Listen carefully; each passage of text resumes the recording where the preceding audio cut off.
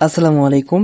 Hello guys, আবারও তোমাদের মাঝে ফিরে আসলাম নতুন আরেকটি ভিডিও নিয়ে। তুমি যদি আমার চ্যানেলে নতুন হয়ে থাকো তাহলে চ্যানেলটি সাবস্ক্রাইব করে আমাদের পাশে থাকো।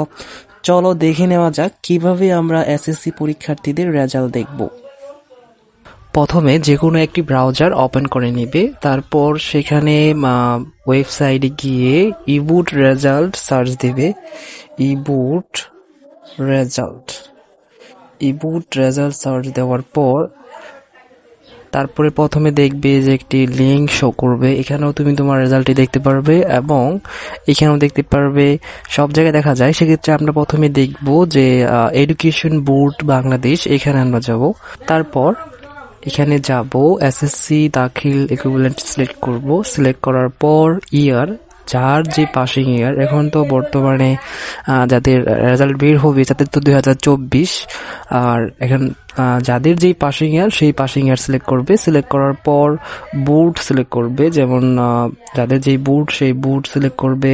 বোর্ড সিলেক্ট করার পর তোমার রোল নাম্বার সিলেক্ট করবে।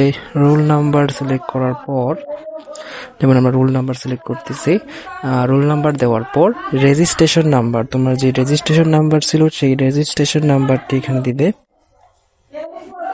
দেওয়ার পর 7 এবং 9 যোগ করলে যা হয় 16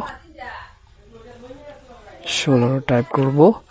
সাবমিটে ক্লিক করার পর এখানে দেখবে যে SSC Dakhil equivalent result 2024 will be published at 10:30 12 May 2024। অর্থাৎ যারা এসএসসি পরীক্ষার্থীদের রেজাল্ট বের করবে অবশ্যই আজকে তোমার 10:30টার পর রেজাল্ট বের করতে পারবে। তো আজ এই পর্যন্তই। তো এভাবেই তুমি তোমার ফোনে একটি গুগল ব্রাউজারে গিয়ে সেখান থেকে তুমি ইবুট রেজাল্ট সার্চ দাও, তখন যে লিঙ্কটি আসবে, লিঙ্কে ক্লিক করার পর তুমি তোমার এসএসসি সিলেক্ট করবে, roll, registration number, passing year, board select করার পর তুমি যদি সাবমিটে ক্লিক করো তাহলে তুমি তোমার রেজাল্টটি দেখতে পারবে। তো অবশ্যই 12 মে 10:30টার পর তুমি তোমার রেজাল্টটি দেখতে পারবে।